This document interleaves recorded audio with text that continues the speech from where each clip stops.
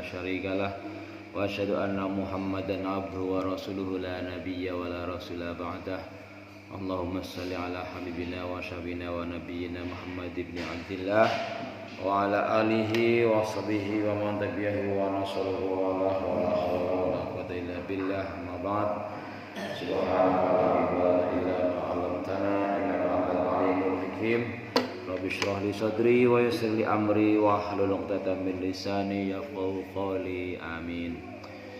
Kaum muslimin muslimat, para shaimin shaimat rahimakumullah, mengawali kita taklim kita pagi hari ini, marilah kita lahirkan rasa syukur kepada Allah Subhanahu wa taala dengan berucap alhamdulillahilladzi ahyana ba'da ma amatana wa ilaihi nusyur. Bahwa pada pagi hari ini kita masih mendapatkan berbagai kucuran rahmat dan nikmat dari Allah Subhanahu wa taala dan telah melaksanakan berbagai amaliyah ketaatan berupa bangun tidur, kemudian mungkin yang ibu-ibu menyiapkan makan sahur, yang bapak-bapak mungkin sempat menambah qiyamul lailnya, kemudian dilanjutkan dengan ibadah sahur, dilanjutkan dengan qobliyah subuh, lalu jamaah salat subuh, kita lanjutkan lagi dengan mungkin membaca sebagian zikir pagi, kemudian taklim luar biasa. Mudah-mudahan semuanya merupakan amal yang makbulah diterima oleh Allah Subhanahu wa taala. Amin ya rabbal alamin. Salawat serta salam semoga senantiasa tercurah limpahkan kepada junjungan Nabi besar Muhammad sallallahu alaihi wasallam. Jamaah sekalian, tadi sambil makan sahur saya mendengarkan pengajian sebentar. Mudah-mudahan bisa kita praktekkan. Kalau kemarin sudah kita pelajari bersama doa yang Rasulullah ajarkan kepada Abu Bakar, sudah hafal belum? Coba bareng-bareng baca Bismillahirrahmanirrahim. Allahumma inni dzalamtu nafsi zulman katsira wala yaghfiru dzunuba illa anta faghfirli maghfiratan min indika warhamni innaka antal ghafurur rahim. Nah, mudah-mudahan sudah hafal. Kalau belum ya nanti kalau sempat saya tuliskan dan dipraktekkan.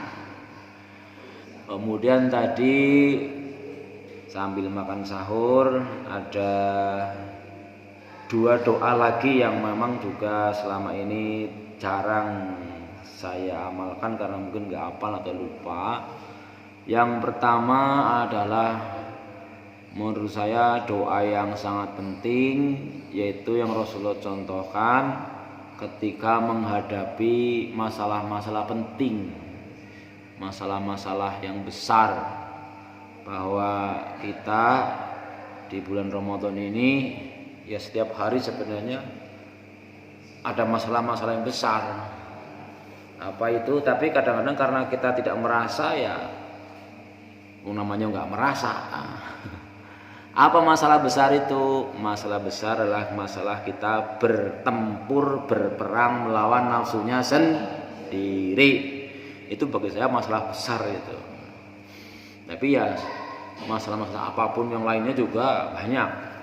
Menghadapi ini di bulan Ramadan biasanya pikirannya wis warna-warna. Tapi kadang-kadang orang satu tidak merasa ada masalah besar, yang kedua juga kemudian bukannya makin mencari penyelesaian kepada Allah, malah makin menjauh, ya, makin jauh sama Allah kan.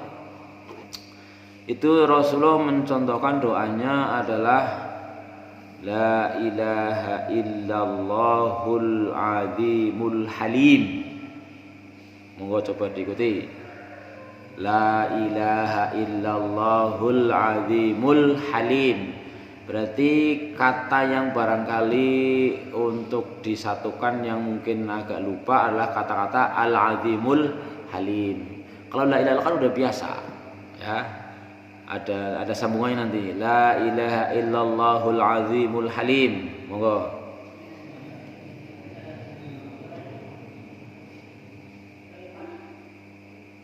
Al-Azim, Shadaqallahul Azim itu. Terus yang kedua Al-Halim. Gampang kan? La ilaha illallah sudah biasa, nggak perlu ditekankan hafalannya. La ilaha illallahul azimul halim. La ilaha illallahul azimul halim. La ilaha illallahu rabbus samawati wal ardi.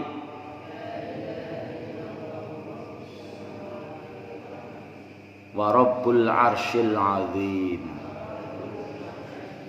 Gampang ya? Hafal? Coba bareng-bareng. La ilaha illallahul azimul halim. La ilaha illallahu rabbus samawati wal ardi wa rabbul arsyil azim. Itu dibaca berulang-ulang. Itu sepertinya kayak bukan doa itu. La ilaha illallah, tiada Tuhan selain Allah, Al-Azim yang maha agung, Al-Halim yang maha santun. Itu doa tapi orang kan tidak minta gitu. Ya digambarkan tadi saya dari penjelasan Ustadz Abdullah Sen bahwa orang meminta itu kadang-kadang kan tidak harus dengan meminta. Kadang-kadang hanya dengan cerita saja. Kita jangan kayak gitu ya. Misalnya jam makan kok belum ada makanan lagi ya, patutnya iki agar anak gue ya anak sate enak janjane nu njaluk sate iki lah gampangane lah, gampang seperti itu. Nah, ini dicontohkan bahwa la ilaha illallah al-azim, Allah maha agung, bukan sekedar maha besar, maha agung. Agung itu berarti semua masalah apapun kecil bagi Allah. Bagi kita mungkin besar banget tujuan, ya Allah kayak kiar badan, orang di duit, ditagih utang, orang merenang gitu. Itu kan masalah, itu masalah-masalah besar. Maka doanya la ilaha illallahul ali, la ilaha illallahul tadi apa? Al-azimul halim. Tiada Tuhan selain Allah yang maha agung lagi maha penyantun. Al-Halim itu tadi diterangkan adalah bahwa Allah tidak segera memberikan siksaan kepada orang yang berdosa. Nah, jadi diterangkan bahwa masalah-masalah yang kita jumpai, yang kita hadapi itu seringkali atau kebanyakan juga mungkin karena dosa-dosa yang kita lakukan. Ya, dosa kita banyak banget kayak apa, tapi Allah masih memberikan kesempatan. Maka kalau Allah Maha Agung itu bisa menangani segala masalah yang bagi kita besar banget, bagi Allah kecil. Kemudian la ilaha illallah rabbus samawati wal ard. Tiada Tuhan selain Allah, zat yang menguasai, yang mengatur langit dan bumi. Masalah kita sekarang ada di bumi ya. Sebesar apapun masalah kita bagi Allah kecil. Karena Allah dalam surat Yasin diterangkan kalau Allah mau itu hanya cukup mengucap kun fayakun. La ilaha illallah rabbus samawati wal ard wa rabbul arsyil azim. Allah mensifati arsy itu diterangkan sebagai ciptaannya yang paling besar. Apa di surat apa itu yang ayat kursi ya? Wa sabul samadul adwa bukan ya? Ya arsy summa apa itu? Ilal arsy apa ya? Pokoknya ada kata arsy Al-Qur'an lah. Nah, itu doa yang tadi sempat saya pelajari dari sambil makan sahur dari Ustadz Abdullah Sen yang merupakan doa yang diambilkan dari hadis. Kalau nggak salah dari kitab Adabul Mufradnya Imam Bukhari. Coba diulangi bareng-bareng. La ilaha illallahul azimul halim. La ilaha illallahu rabbus samawati wal ardi wa rabbul arsyil azim. Itu pelajaran pertama yang tadi saya pelajari. Kemudian pelajaran kedua tadi dari Ustadz Dr. Syafiq Basalamah. Beliau ini diriwayatkan sekolahnya S1 sarjana, S2 magister, S3 doktor di Universitas Madinah dengan predikat summa cum laude, jadi istimewa. Ya, memang sudah biasa kita dengar sebenarnya bahwa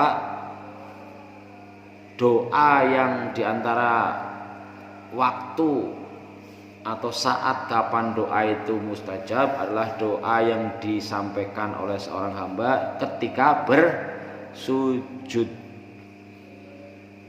Ketika bersujud itu posisi kita paling dekat dengan Allah, maka ada nasihat fa'aksiru minad doa, perbanyak doa.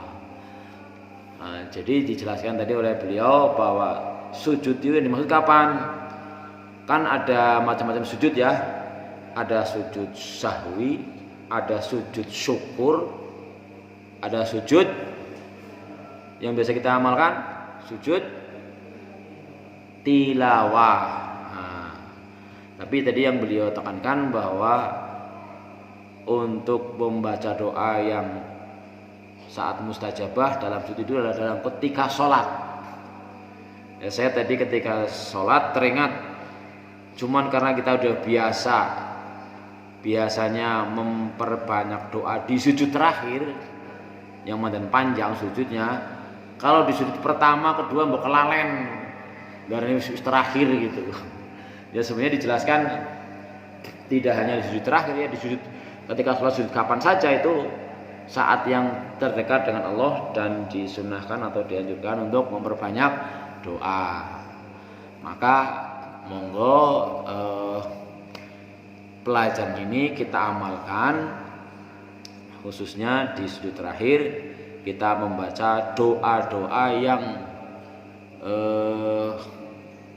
sudah diketahui, sudah dihafalkan, sudah diajarkan, sudah hafal dengan diresapi maknanya, termasuk doa yang diajarkan kepada Abu Bakar, doa yang diajarkan kepada Muadz bin Jabal, dan doa-doa yang lainnya. Bahkan tadi juga dari Ustaz Abdul Hasan ada doa lain, yaitu doa tentang minta dilindungi dari kekafiran dan kefakiran. Ini diriwayatkan ada seorang anak bertanya kepada bapaknya.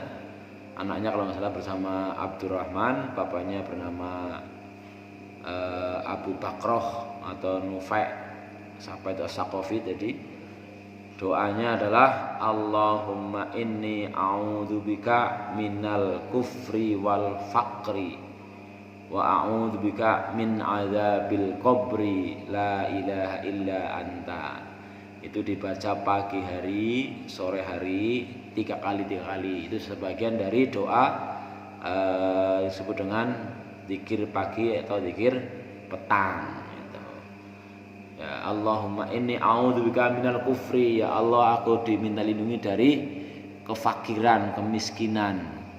Ya minal kufri dari kekafiran. Minal kufri wal faqri. Kafir yang disebut tadi jelaskan ada kafir secara ucapan, kafir secara perbuatan, sama kafir secara keyakinan. Itu juga itu berbahaya kalau kita tidak sampai bertobat, maka kita kekal di neraka. Itu Allahumma inni a'udzubika minal kufri wal faqri wa a'udzubika min adzabil qabri la ilaha illa anta. Aku mohon perlindunganmu dari azab kubur. Nah, di antara yang menyebabkan siksa kubur nanti bakal diterima oleh seorang adalah orang yang pertama, orang yang tidak menjaga pipisnya. Nah, kita kadang-kadang melihat ada orang kebelet ya sor bae nang ndi ora nang ban nang sopir apalagi itu ya.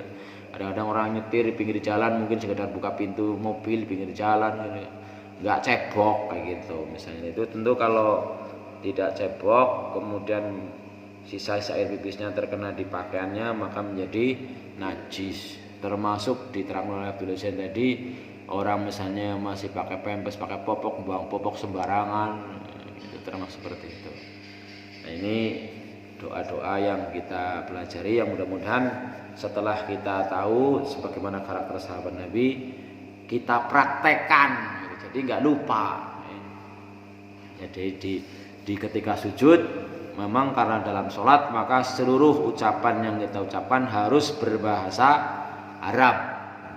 Tapi tidak hanya di sujud, kalau berdoa kan bisa kapan saja. Tapi sekali lagi posisi kita paling dekat kepada Allah adalah ketika sujud, maka silahkan diperbanyak doanya. Ya apa saja tapi pakai bahasa Arab. Kalau kira-kira pakai bahasa Arab nggak hafal ya dibatin gitu aja kan boleh. Kalau dibatin malah boleh pakai bahasa apapun kan tidak mengucap namanya. Allah Maha tahu.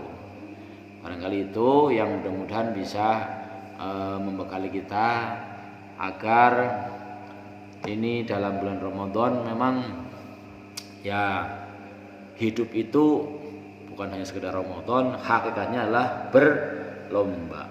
Jadi Al-Quran itu menjelaskan bahwa ada 3 kelompok yang menyikapi Al-Quran. Pertama adalah orang-orang yang dzalimun linafsih, minhum dzalimun linafsih. Itu seperti tadi doa yang Rasulullah ajarkan kepada Abu Bakar. Orang-orang yang dzalimun linafsih dapat mudah dipahami. Dzalim linafsih itu adalah orang yang ngerti apik tapi belum nglakoni, ngerti jelek tapi tetap dikerjakan. Itu orang dzalim itu. Maka kalau selevel Abu Bakar, orang yang sedemikian solehnya itu saja masih diajari suruh berdoa mengaku zalim, lah bagaimana kita gitu. Maka monggo diperbanyak baca doa itu ya, khususnya dalam ketika sholat di sujud terakhir. Allahumma inni dzalamtu nafsi dzulman katsira wa la yaghfiru dzunuba illa anta faghfirli maghfiratan min indika warhamni innaka antal ghafurur rahim. Yang kemudian kelompok kedua adalah muqtasid. Muqtasid itu orang-orang yang amal eleke doyan, amal apike doyan, gampangnya orang yang di tengah-tengah itu. Enggak ada yang menonjolnya. Jadi semuanya dikerjakan. Kemudian yang terbaik adalah sabiqun bil khairat. Orang-orang yang berlomba dengan kebaikan. Nah, kalau kita amati biasanya dalam memanfaatkan bulan Ramadan ya sebagaimana orang berlomba itu kalau tidak punya tekad atau strategi, bukannya tekad sebenarnya, tekadnya kuat tapi strateginya salah, ya kalah gitu. Misal kemarin pada saat ada pekan olahraga dan seni, saya diminta untuk menjadi official atau pendamping peserta lomba atletik, lomba lempar lembing dan tolak peluru, tapi di lapangan yang sama ada lomba lari gitu. Lomba lari anak-anak MTS, ada lari jarak pendek 100 meter, ada lari jarak menengah, ada lari jarak panjang 1500 meter. Itu kan namanya orang lomba pasti ingin menang lah. Tekadnya kuat gitu. Persiapannya ya kuat, tapi karena strateginya salah, akhirnya kalah. Misalnya apa? Banyak peserta lomba lari itu di awal kepengen nyalip kancana, banter ya. Tapi ujung-ujungnya paling baru kalau yang jarak panjang baru berapa putaran sudah nggak kuat. Maka kalau orang-orang yang tahu strateginya adalah kecepatannya itu istiqomah. Biarlah awalnya seperti tinggal tapi kemudian dia bisa bertahan sampai akhirnya. Ini Ramadan biasanya begitu kan. Di awal-awal semangat terus gitu. Kemudian sampai akhirnya hanya beberapa orang yang mudah-mudahan kita termasuk orang yang bisa menjaga keistiqomahan untuk bisa memanfaatkan kesempatan yang Allah berikan di bulan Ramadan ini untuk sebanyak-banyaknya melaksanakan amalan-amalan ketaatan yang bisa menjadi tabungan tabungan kita, karena hakikatnya pahala itu nanti akan diberikan di akhirat. Innama yuwaffas sabiruna yaumal qiyamah.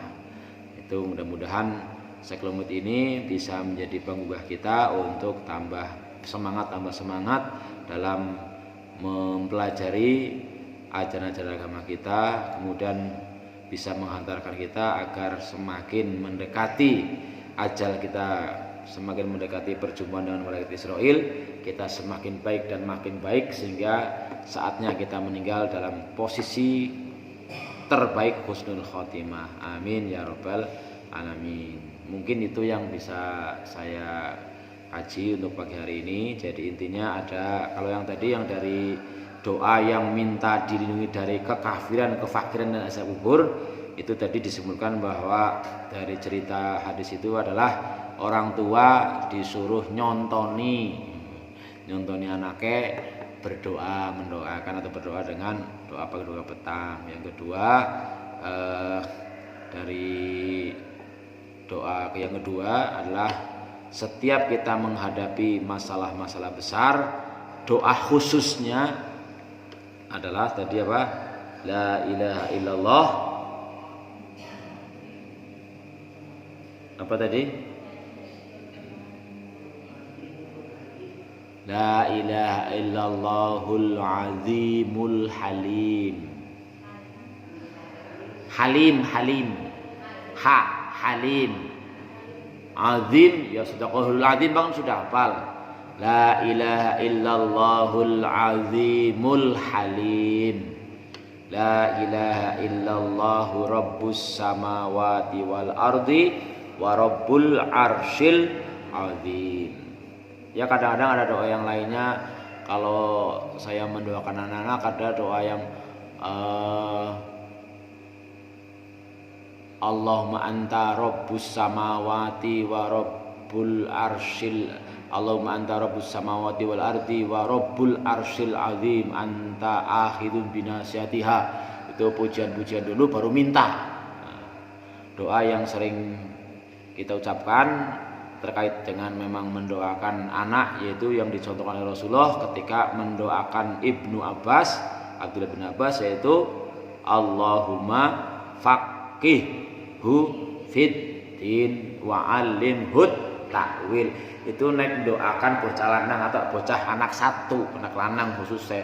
Tapi kalau kita berdoa untuk diri sendiri, kemarin sama Ustaz Hidayat dikasih tip, kalau jenengan kepengin dimudahkan dalam memahami ajaran agama, itu dari doa ini tadi dianjurkan untuk berdoa untuk diri sendiri, Allahumma faqihni fid din wa allimni ta'wil.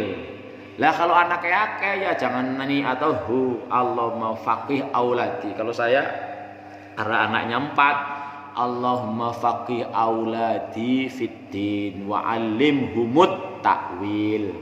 Itu ketika sholat ya, mungkin sholat sunnah atau apa-apa bisa ditambahkan lain, misalnya apa kata-kata wa zawwijhum bis-sholihin, jodohkan karo wong-wong sing soleh, warzuqhum minat thayyibat, bilah rezeki-rezeki yang baik, wa zawwidhumut taqwa, bekalilah mereka dengan ketakwaan.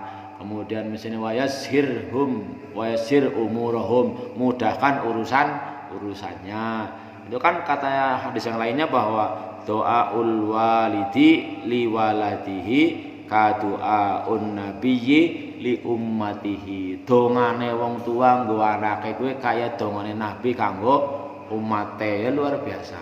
Nah, maka kalau berdoa yang tadi pakai dipuji dulu, la Allahumma anta rabbus samawati wal ard, ya Allah engkaulah Tuhan langit dan bumi, wa anta rabbul arsyil azim, engkau Tuhannya aras yang sangat agung, anta akhidun binasyat, ya engkau yang bisa memegangi umbunya semua makhluknya gitu, baru berdoa. Ini azab dalam berdoa.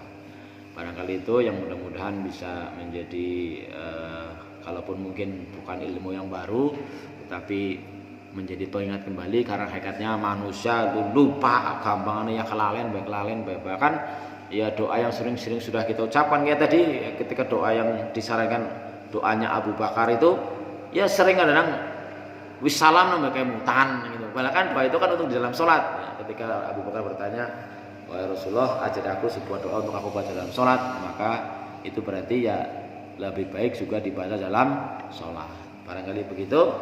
Ada yang mau dipertanyakan? Pripun? Waalaikumsalam warahmatullahi wabarakatuh.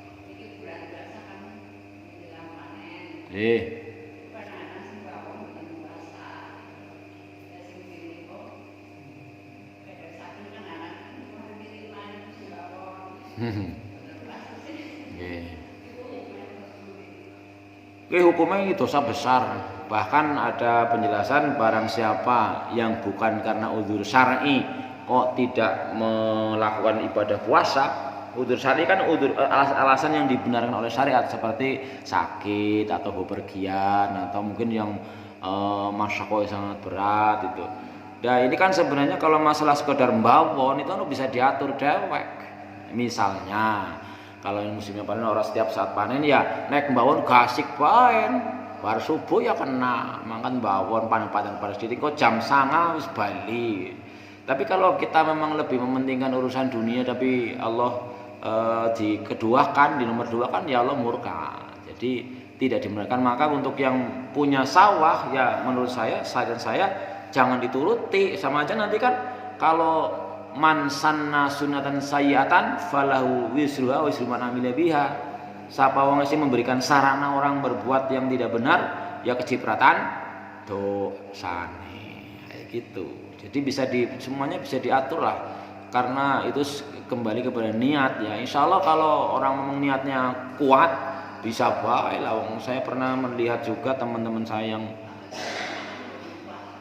ya karena memang makanya puasa kan harus didasari iman. Kalau imannya nggak kuat ya gampang menyerah gitu kan. Bal tu'sirunal hayatad dunya, tetapi kamu lebih milih urusan dunia sih mungkin bawane ora spiral gitu. Nah, ini ya memang kalau mendengar fatwa ulama, kalau yang pekerja sangat berat kayak gitu ya seperti ada kategori tadi masyakoh itu, tapi masyakoh atau kesulitannya membawon seberapa. Jadi semuanya bisa diatur sendiri oleh pelakunya. Nah, kalau dia lebih memilih orang puasa padahal sekedar bawon misalnya, itu yang menurut saya itu sesuatu yang sangat merugikan diri sendiri lah gitu. Jadi ya pada bayan lah.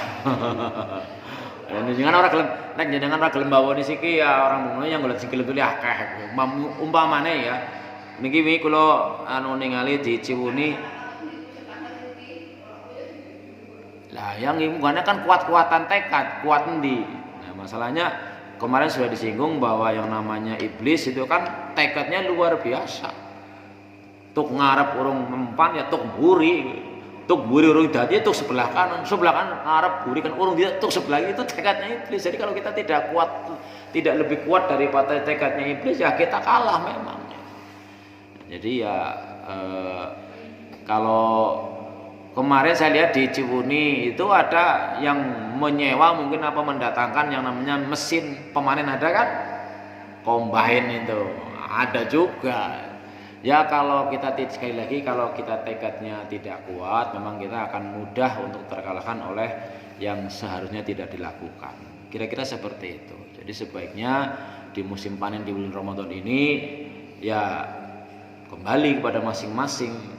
Kalau saya pribadi ya lebih memilih tidak memberikan sarana bawang kono umpani padahal lagi puasa gitu. Jadi jangan kepengen bawaan hari ini yang bawaannya silakan diatur sing kasih apakah priwek gitu atau sore menjelang maghrib udah rampung terus langsung blok buka gitu. Ya sekali lagi memang puasa itu betul-betul hanya yang beriman yang bisa melakukannya. Makanya panggilannya ya ayyuhalladzina amanu, yang hanya 1 tahun 1 bulan saja dimintanya gitu. Nah oleh karena itu ketika kita meyakini dengan ajaran Islam, kita mempraktekkan, maka jangan lupa juga senantiasa mohon bantuan pertolongan dari Allah Subhanahu wa taala, insyaallah dikuatkan gitu. Jadi esuk arep mbawon berarti engko sahure sing wareg, minumnya sing akeh. Semuanya perut otomatis, kalau nggak berlebihannya tetap nggak bisa, nggak akan kuat. Kira-kira seperti itu. Jadi saran saya bagi khususnya yang memang jamaah yang membawonkan gitu ya, jangan dituruti permintaan sing bawon anggar jaluk dikirim kon mangan. Berarti kan memberikan sarana, memberikan uang ya pada baiklah gitu. Jadi terserah jenengan yang orang gelem bawon ya nyontok oleh wong sing gelem. Insyaallah ada gitu. Bisa bar umpamane satu kampung orang sing gelem bawon kabeh wis nyontok oleh siapa yang di mesin kaya entek nyewa lah gitu. Ada juga gitu. Jadi kadang-kadang kita memang lebih mudah menyerah, belum sampai ke usaha yang sifatnya pol-polan gitu. Mudah-mudahan ini menjadi perjuangan bagi kita dalam mengisi bulan Ramadan yang memang cuman setahun sekali. Barangkali begitu. Wallahu alam. Ada lagi? Pun. Waalaikumsalam warahmatullahi.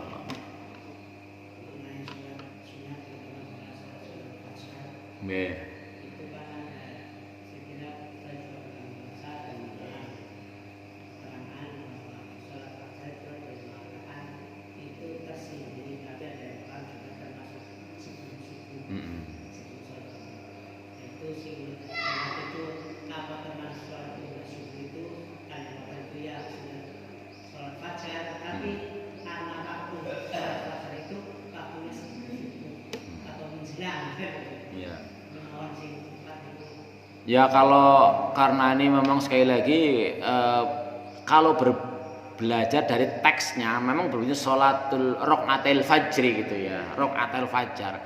Jadi kalau mau lihat kepada cara orang memahami teks ya nanti bermacam-macam gitu kan. Maka bagaimana kita ya, kalau saya pribadi mengambil pendapat yang paling banyak kayak gitu. Insyaallah mungkin itu lebih mendekati benar daripada yang mungkin aneh-aneh hanya perorangan lah katakanlah. Kita misalnya sekarang memahami kata-kata rokaatil fajri ini bagaimana ustadz profesor ini, dokter ini panjang berbandingan kepada yang banyak memahami lah. Kalau saya kau memahami bahwa sholat rokaatil fajri sudah fajar. Fajar berarti sudah waktu masuk sholat subuh, sudah masuk waktu subuh, sehingga rokaatil fajri dimanakan adalah sholat qobliyah subuh kayak gitu. Kalau yang saya yakini seperti itu.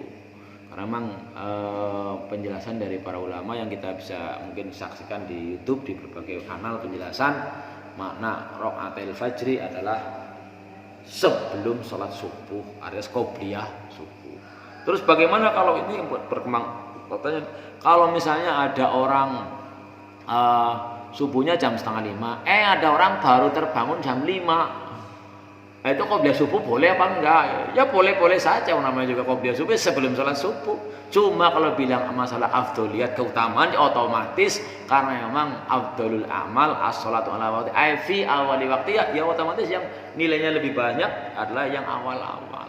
Ya jangankan sekedar sholat kayak gitu, mengenai sholat jamaah saja pahalanya tidak sama.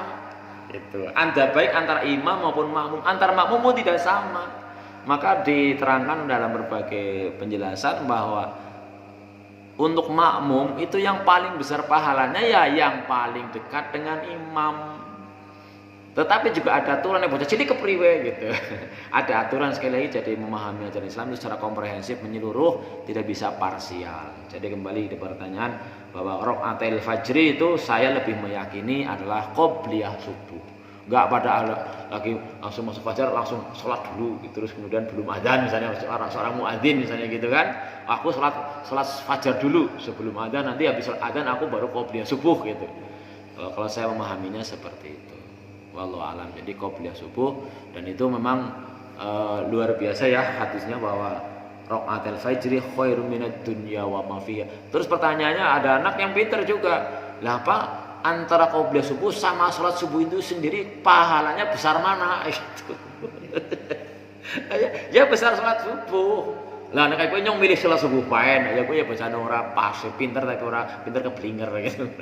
Karena prinsipnya kalau tentang ajaran agama, ya pokoknya bahkan asal Rasulullah contohkan kita ikuti saja, nggak usah banyak berpikir dia gajinya gede apa orang, dia pahala apa orang. Meskipun ada orang bilang, ya jadi orang beriman ya beribadah ya yang cerdas, sing cilik-cilik orang usah ya. Kadang-kadang kan, misalnya kan ada banyak beredar di media sosial, orang itu berpuasa itu bukan amalan yang paling Allah cintai gitu kan. Kenapa? Puasa untuk dirinya sendiri. Orang sholat, tapi yang paling dicintai adalah idkholus surur, memberikan kebahagiaan kepada orang lain, membantu orang lain, sehingga singge yang morak, singge baik lah, sing gede-gede gitu. Kita nggak bisa begitu dalam beragama, karena prakteknya apa? Juga mengenai fungsi kedudukan sholat fardu dan sholat sunnah ataupun ibadah fardu dan ibadah sunnah adalah ada hadis lain mengatakan nanti di hari kiamat itu yang akan diperiksa pertama adalah amalan-amalan wajib. Ketika amalan wajibnya itu tidak sempurna, mungkin ada kadang-kadang lupa, ada kadang bolong, kadang-kadang itu nggak khusyuk dan sebagainya amalan-amalan wajibnya. Lalu Allah menyuruh suruh dilihat ke amalan sunnahnya untuk nambeli. Nah kalau orang hanya pokoknya aku sing fardu-fardu sajalah gitu, nah, ternyata ada resiko tidak diterima, terus jadi mana ngambilnya. Nah itu jadi gampangnya ya semuanya dipraktekkanlah demi untuk keselamatan dunia dan akhirat kita. Lebih-lebih kalau masalah akhirat itu masalah barang gaib yang sikap kita mestinya ya meyakini, mengamalkan dan melaksanakannya. Karena kalau ternyata di sananya memang iya dan memang kita meyakini ada, kalau orang yang tidak meyakini tidak ada, apalagi kemarin sudah ada ayat yang mengatakan sungguh orang-orang yang tidak mengimani akhirat kami hiasi amalnya di dunia. Jadi orang melakukan sing fardu kayak mikirlah dene nyong ya ora puasa ya malah sehat begitu, malah rezekinya akeh mbawon nuli pirang-pirang, itu kan orang yang tidak mempercayai akhirat, tidak mengimani akhirat begitu.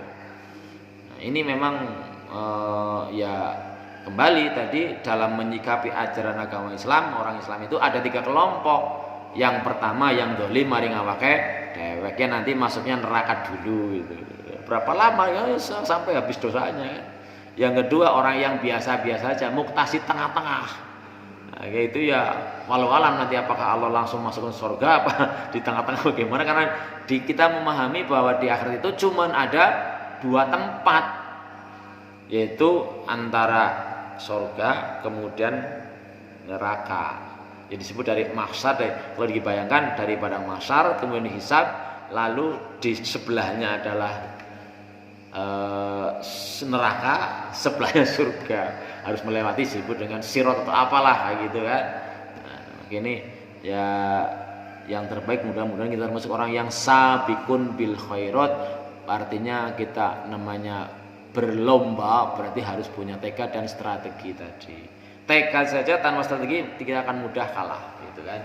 Termasuk misalnya untuk biar tidak terlalu ngantuk, tidak terlalu berat bangun sahur, ya otomatis tidurnya jangan terlalu malam. Kira-kira seperti itulah banyak strategi yang Rasulullah juga contohkan, perutnya jangan terlalu kenyang dan sebagainya. Tapi di atas semua memang tekad nomor 1. Yang kedua adalah strategi perlu diterapkan. Barangkali itu kembali kepada pertanyaan bahwa sholat qobliyah subuh dengan hadis raqaatil fajri, kalau saya lebih meyakini prakteknya seperti itu. Setelah masuk waktu sholat subuh berarti qobliyah subuh, dan itu lebih baik dari dunia seisinya. Ya, bahkan ada hadis lain yang kalau ada orang itu memang meyakini bahkan ngesut dilakoni gitu kan, walau habwan itu. Ya, kemudian kalau orang yang tidak menjalankan berarti kan orang mempercayai lah, orang mengimani gitu. Ya kalau misalnya pertanyaan lah kan orang kudu nang masjid misalnya, nang omah kan kena gitu. Ya apa Rasulullah begitu gitu. Jadi patokannya ke sana lah ya. Ya bisa-bisa aja suatu saat tapi kemudian jangan menjadi sebuah keinginan lah sing jane salat kan yang sing penting salat ya. Malah sing gak sesuai ya. Jadi orang salat ya ora apa-apa ya repot. Barangkali itu wallahu alam, kita akhiri dengan doa kafaratul majelis. Kita bisa manfaatkan waktu yang tersisa sebelum salat syuruk untuk bertadarus. Mudah-mudahan para jamaah sudah bisa mentilawai Al-Quran, dan itu juga sudah pahalanya besar. Sekali lagi kalau di Ramadan ini mudah-mudahan kita targetkan jangan cuma hatam sekali gitu. Kan satu jusnya cuma 10 lembar. Jadi kalau mau dibagi dengan disiplin, ya misalnya setiap kali habis sholat 2 lembar. Itu kan jadinya 1 jus semalam, sehari semalam. Tapi kalau saya ya pas ada kesempatan, ada kemauan, ya kadang-kadang setengah jus, kadang-kadang sejus, kadang-kadang cuma 2 lembar. Tapi diusahakan minimal sehari jangan sampai tidak 1 jus. Apalagi di awal-awal, nanti kan udah menjelang akhir-akhir kadang-kadang udah banyak kesibukan ini, kadang-kadang waktunya agak kurang gitu. Tapi kembali kepada semuanya, ketika kita ada kemauan, maka Allah akan tunjukkan jalan. Maka sebagai ayat yang favorit yang pernah saya ceritakan, kemarin juga saya cerita sama Mas Umar itu yang punya musola di sebelah Puskesmas itu, saya paling favorit itu suratnya adalah kaitan dengan tekad, itu surat Al-Ankabut ayat terakhir itu. Ayat itu Mas, itu yang walladzina jahadu fina lanahdiyanahum subulana wa innallaha lamal muhsinin. Orang-orang yang bersungguh-sungguh saling, bahkan jahad itu saling bersungguh-sungguh menempuh jalan kami, pasti aku kasih tahu, kasih petunjuk jalannya. Ada baik di jalan itu, tinggal kita mau menempuhnya apa enggak. Barangkali itu, kurang lebihnya maaf. Kita hendak kafaratul majlis. Subhanakallahumma wa bihamdika asyhadu an la ilaha illa anta astaghfiruka wa atubu ilaik. Assalamualaikum warahmatullahi wabarakatuh.